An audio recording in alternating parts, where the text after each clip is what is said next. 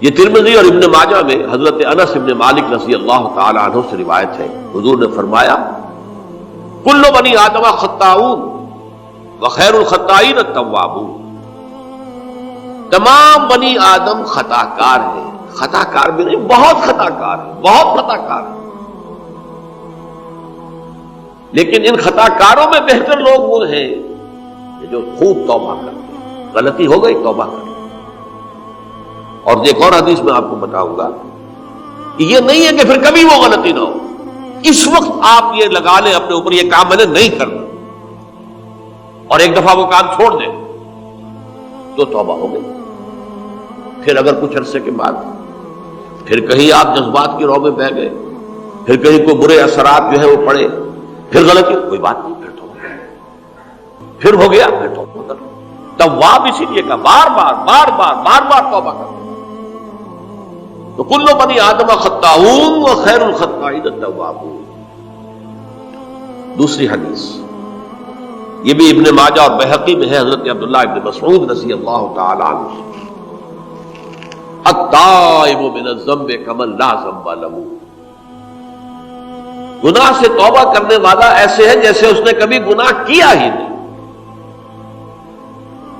دھل جاتی ہے، تختی دھل گئی، بچے نے تختی لکھی تھی اس کو دھو دیا، ختم ہو گئی۔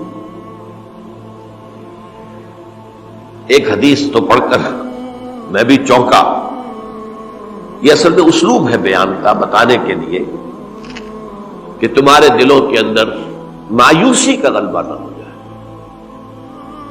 مایوس اصل میں جو ہے مایوسی، یہ ابلیسیت ہے، نوٹ کر لیجیے اس کو۔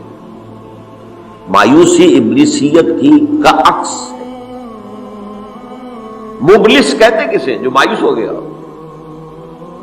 ابلیس سب سے بڑھ کر مایوس جو ہے وہ ابلیس ہے، اسے معلوم ہے میرا چھٹکارا تو نہیں ہے، لہذا میں جتنوں کو اپنے ساتھ لے کر جہنم میں جھونک دوں یہی میری کمائی ہے، میں نے تو بچنا نہیں۔ تو ابلیس کہتی ہے اس کو جو انتہائی مایوس، مبلس، جو رحمت خدا بندی سے مایوس ہو چکا۔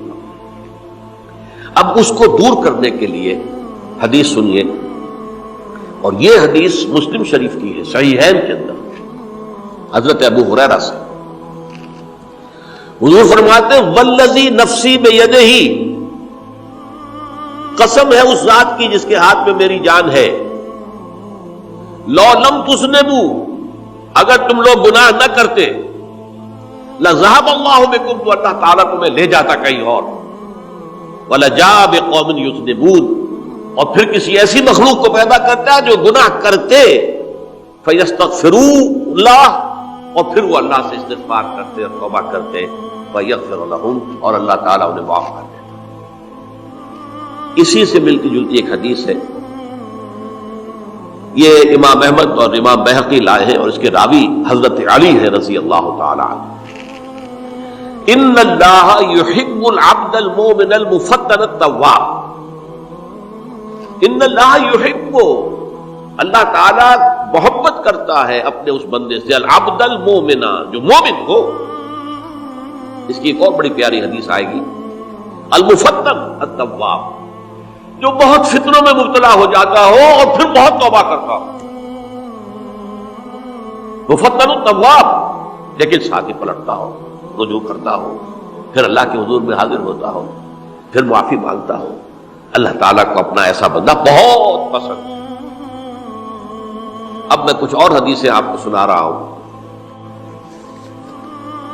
توبہ کا دروازہ دو اعتبارات سے کہا گیا ہے کہ ایک وقت آنے پر بند ہو جاتا ہے۔ ایک حدیث کے تو الفاظ میں نوٹ کر کے نہیں لایا ہوں کہ اللہ تعالیٰ نے توبہ کا ایک دروازہ اتنا چوڑا کھلا رکھا ہوا ہے کہ جس کو عبور کرنا جو ہے وہ سال ہر سال میں ممکن ہو، اور یہ بند نہیں ہوتا جب تک کہ سورج مغرب سے طلوع نہ ہو جائے۔ یہ قیامت کی جو آخری، قریب قیامت کی جو آخری نشانیاں ہیں ان میں سے وہی حدیث میں آپ کو سنا رہا ہوں، عن ابی ہریرہ رضی اللہ تعالی عنہ، اور یہ مسلم شریف کی روایت ہے، من تاب قبل ان تطلع الشمس من مغربها تاب اللہ علیہ، سورج کے مغرب سے طلوع ہونے سے قبل تک جو لوگ توبہ کریں گے اللہ تعالیٰ ان کی توبہ قبول کریں گے. البتہ جب وہ قیامت کی وہ نشانی ظاہر ہو جائے کہ سورج مغرب سے طلوع ہو رہا ہے، اب دروازہ توبہ کا بند ہے. اب اس کے بعد اگر توبہ کوئی کرتا ہے تو اللہ تعالیٰ اس کی توبہ کو قبول نہیں کرے گا. یہ تو اجتماعی سطح پر ہوئی.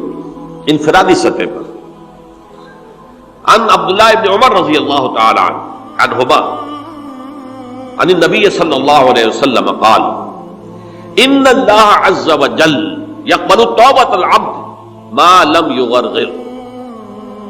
یہ ترمذی میں ہے.